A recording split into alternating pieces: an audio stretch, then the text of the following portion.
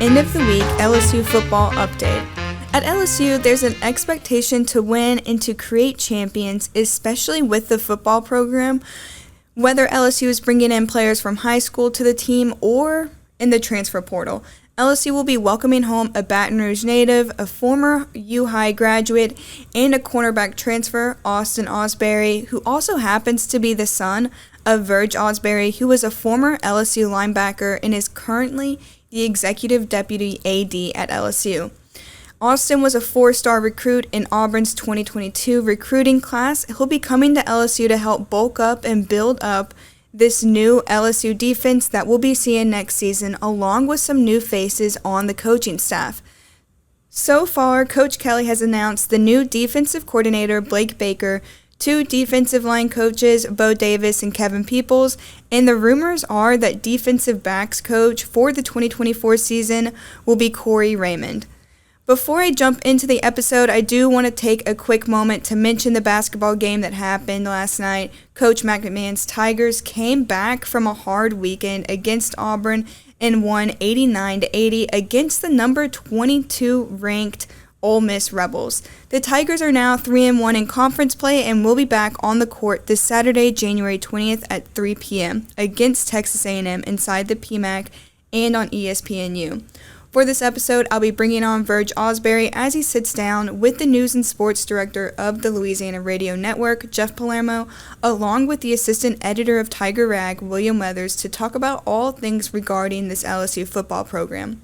This is Cameron Connor, your host with Tiger Rag Audibles podcast, and after this message from one of our sponsors, we'll be right back with Verge, Jeff, and William.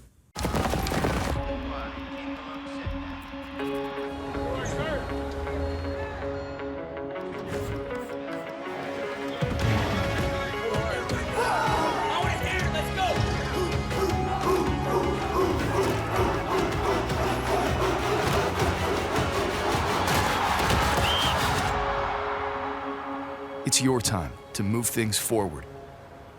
U.S. Army Reserve.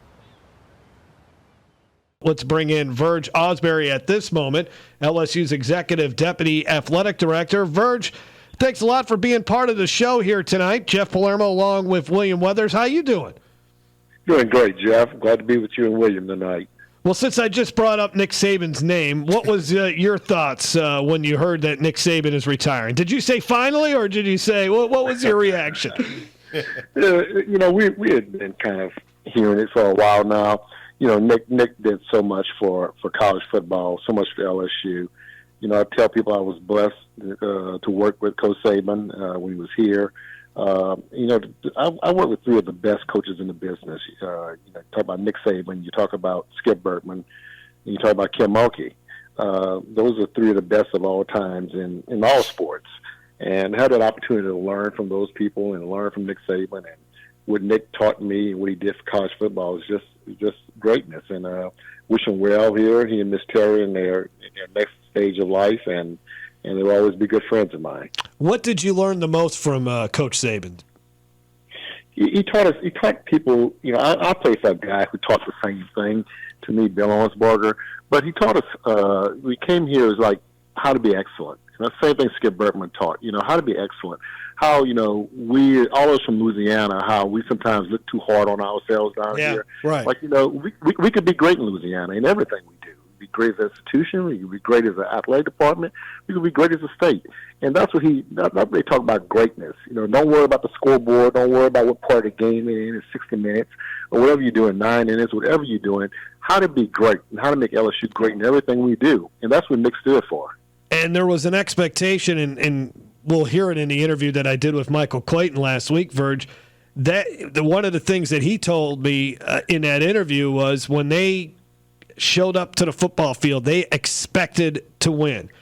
And, this fan base during the 80s and 90s, there were some good seasons there, and even in the 70s, but there were also a lot of downtimes. And I don't know if it was necessarily when you showed up to Tiger Stadium as a fan, I don't know if you expected LSU to win. Now that expectation, even here in 2023, I think part of it, that's why there's a reason why fans take losses so hard, is because Nick Saban brought this mentality that LSU should win.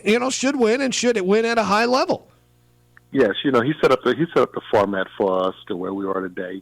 And you have a guy like Brian Kelly, who's a winning coach. One of the winningest coach there is out there, and going to continue that. He didn't come here just to lead Notre Dame to say, okay, I came here just to settle on 9-3 or 10-3. Come LSU to win a national championship. We've had 3 coaches do it, 3 different coaches in different eras, but we're getting this back on the track where we need to be and start winning national championships. And that's what Nick started. Everything he started from the academic center. He first donation came from him when I was at TAF. Then the football operations center, which he never moved in, but he had the foresight to say, okay, you know what? These are things we need to do for the future. He's always looking ahead. He's never complacent and like, okay, I won and it's over. No, what we could do to be the next steps to be the great program.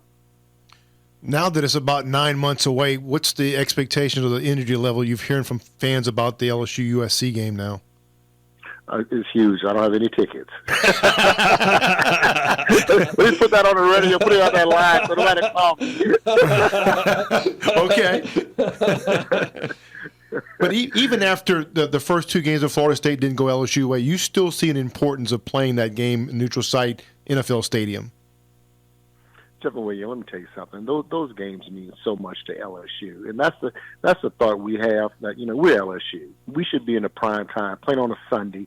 Nobody else in the world is playing on that day. It's LSU. No matter who we playing, it's that brand. It's LSU going all over the world, and that's the important part of these games that we do. It's bigger than just having the football game itself. You talk about, we play 7 great games in Tiger Stadium, and every once in a while we might play 8, but also we have this big game that everybody in the world is watching, and that's important to us. It's important to our program. It's important to our brand. Today everybody thought, LSU's brand is big, but like I told you what Coach Saban all of us taught us, Coach Bertman, all those people talk about, is how we continue to get better in what we do. And so we continuously try to get better in every little thing we do. It'd be the best there is out there. And so that's why it's so important to do these type of games. Prime time, LSU, USC, the whole world is watching us on TV. Things change in our business. Talking about the NIL, the transfer portal, and things of that nature. The loyalty that we had when we played in the 80s and those things that would be at LSU for 4 years, 5 years, nobody transferred. There was no portal. There was no NIL. But today's world has totally changed. We have to change with it. And Scott Woodward, Kelly and myself, we like that change. We're not sitting here fighting the change. Yeah, it's tough. It's hard, the portal, the NIL and all those things. But you know what? That's the world we live in right now. We just got to accept it. Talking with Verge Ausberry, who is LSU's executive deputy AD. Well, someone that's was in the transfer portal. I don't know how much you could say because it hasn't been officially announced by LSU, so it does put you in a little bit of a weird situation. But your son, Austin Ausberry, heading from Auburn to LSU. What can you tell us about that situation, Verge? Well, I'm his daddy, so I could talk about him.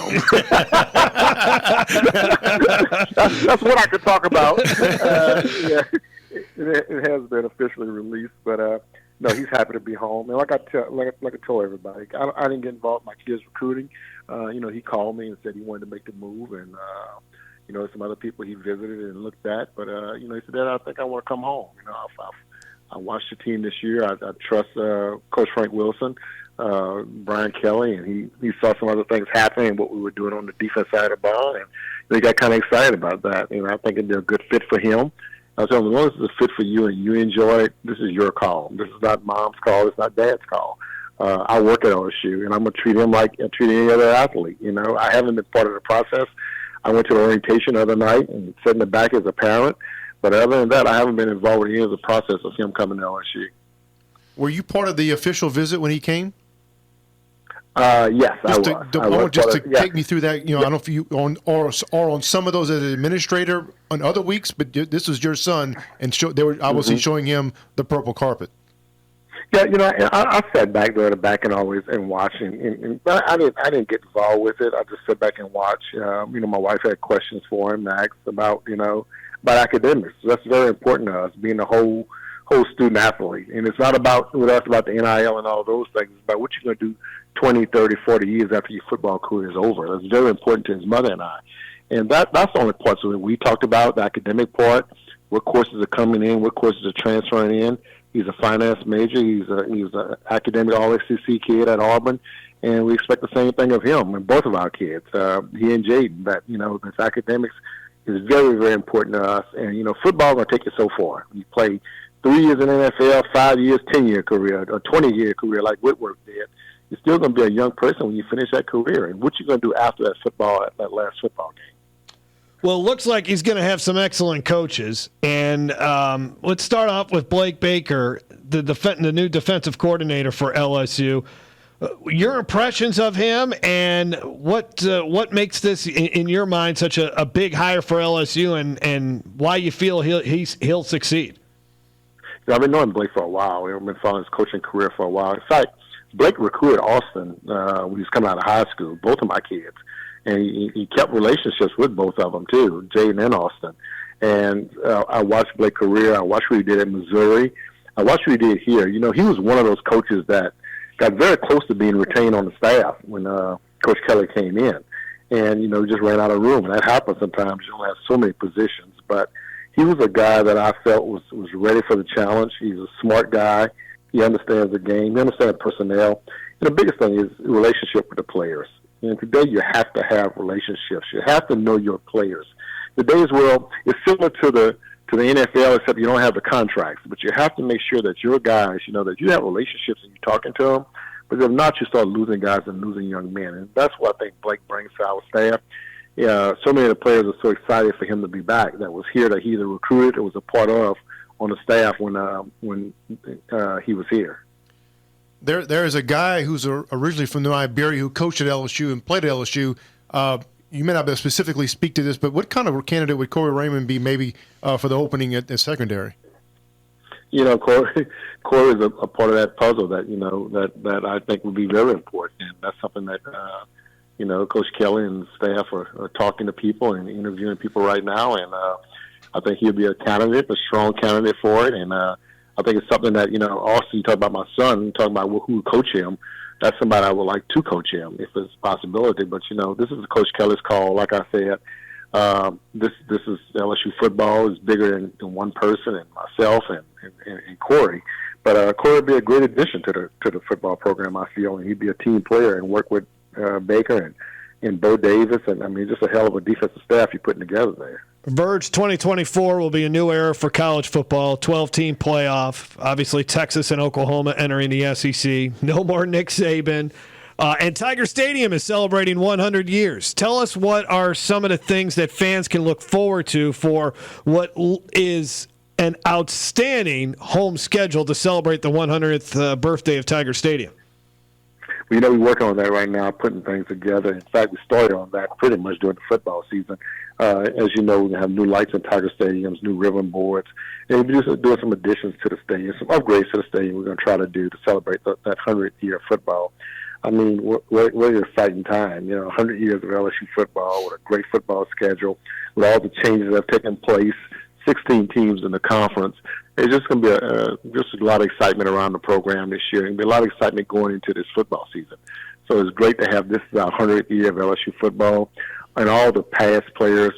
I always like to mention that those guys who played in the 30s, the 40s, the 50s, the 60s, the 70s, the 80s when I played, the 90s, 2000s. Just to honor all those former players, all those great successful teams and players who played here. We have a rich tradition at LSU, and it's very important that we keep and uphold that tradition. So what kind of light show could we expect during games? That's a surprise. Okay? Jumping away, I'm waiting to see it also. Some fans like it, some fans don't like it. Right. So I always get the complaints. Everybody come up with these great designs, these great ideas. Then I get the complaints afterwards, Kelly, and Scott, and they're like, well, who did that? Hey, just like you say, you can't resist change. You can't fight it, man. Just enjoy it, right? That's right. Well, hey, great catching up with you, Verge. Congratulations on having your son back home, and looking forward to what the 100th season of LSU football at Tiger Stadium, what that will bring us. It's going to be a lot of fun. I can't wait. I've been looking forward to this 2024 season ever since, especially with the 12-team playoff. I can't wait for it. So Thanks a lot for your time again here, Verge. Happy New Year, fellas. Y'all Thanks. be good. Take care. Thank you. Now turning to basketball, these Tigers were wide awake and hungry as they beat a ranked Ole Miss 89-80 inside the PMAC. LSU is now 3-1 in conference play this season, coming back from an unfortunate loss this past weekend and bouncing back like it was no big deal. This game was Coach McMahon's first win against a ranked team this season, and this game should be a wake-up call to every LSU fan out there that Max got LSU basketball on the way back. In an after-game press conference, Coach McMahon talks about this Ole Miss LSU game. Really fired up for our team, proud of their effort and toughness that they displayed on the court tonight. Man, a great atmosphere, well over 1,000 students came out. Great energy there in that end zone, and thankful for all the great fans who were here. Ole Miss has a terrific team. They're 15-1 for a reason. Got great talent, play extremely hard. I thought in the second half, minus the free throw line, our defense was terrific. I think they were 32% from the floor. We were really concerned coming in. Ole Miss, one of the top three-point shooting teams in the country, over 40%, which you don't see very often. And hold them to 6 of 24, 25% there. Thought our offensive execution in the second half, minus a couple possessions there at the end of the game, where we made it more interesting than it needed to be, was just terrific. And I think you look at 5 of 8 from 3 in the second half, 55% from the floor. Guys did a great job making free throws. Tigers guard Jordan Wright scored a game-high 27 points, scoring 6 of LSU's 9 points to finish up the first half of the game, and then scored 8 of the 10 points to open the second half of the game. Wright finished the game with 7 rebounds, 5 assists, and 7 steals on the night. In a phenomenal game, Wright said that this game was the best game that he's played in an LSU uniform, giving credit to the fans in the electric atmosphere of playing basketball at LSU. The amazing plays didn't stop with Jordan Wright, though. Tiger guard Jalen Cook added 16 points to the scoreboard for LSU. Forward Tyrell Ward contributed 11 points, including 3 big-time three-pointers within a 2-minute span that pushed the Tigers' lead to its largest of the game. At 16 points, they were 64-48 with less than 10 minutes to play in the game. In the approach to the 16-point lead, Coach McMahon describes what this team was doing and how they achieved all of this in an impressively short span of time. Well, we wanted to obviously get off to a great start, and it's our ball to start the half. Will Baker sets a great screen. Jalen Reed hits Jordan for an open 3 there at the top of the key, and we were able to string some stops together. And I just thought we were able to create high-quality shots. We weren't turning the ball over in that stretch, which, in the first half we had 9. Second half we had a couple there late that we'd love to have back, but you finished the half. Really, when the game was on the line, I think we had 3 turnovers in that 17-minute stretch. And so I thought just overall the unselfishness, the screening, the physicality that we played with on the offensive end, and then ultimately guys got to make the shots and make the plays, and they certainly stepped up and did that. LSU only won a 2 conference game last season. This season, we're seeing a new team that Coach Mac McMahon has built from the ground up that now has its 3rd SEC win under their belt, with signs of only getting better as each game passes. But what does this exactly mean for the team? Coach Mac McMahon touches on what this win means for this basketball team moving forward in the season. Yeah, we 1-0 tonight, and as we always talk, it's 18 one-game seasons. The league is ridiculous how good the teams are. So I think every win is important. I think someone asked me earlier, was it a must-win game? Every game's a must-win game. And so I thought our players, the energy and effort they played with, the togetherness they played with, was a great step in the right direction for us. It's a big win over a top 25 team. They've earned that through the resume they've put together over the course of the season. And so now, A&M played yesterday, so they're a day ahead of us. we got to quickly turn the page and get ready Saturday at 3 o'clock. We need a great crowd, great atmosphere against a Texas A&M team that's proven to be one of the top teams in the country. The East Baton Rouge Library says this is the year to invest in you. The library brings value by connecting you to information, resources, materials, technology, and experiences. We make a positive difference in your life. All you need is your library card. Stop by one of our 14 locations, open 7 days a week, or find us online at ebrpl.com. All right, that's it for today's episode. I hope you guys have enjoyed hearing from Verge Ausberry and that it brings some excitement for the future of LSU football. The Lady Tigers will be on the court tonight at 7 p.m. in Tuscaloosa against Alabama. You can catch it on the SEC Network. The gymnastics team will be competing tomorrow, January 19th, against Kentucky as they continue their climb to champions this year. If you can't make it inside the PMAC, it'll also be on the SEC Network. Coach Mac McMahon's Tigers will be back on the court this Saturday inside the PMAC at 3 p.m. against Texas A&M for the second time this season. You can catch this game on ESPNU. Stay tuned into TigerRag.com for more LSU sports information, and I'll be back later with more LSU Tiger news.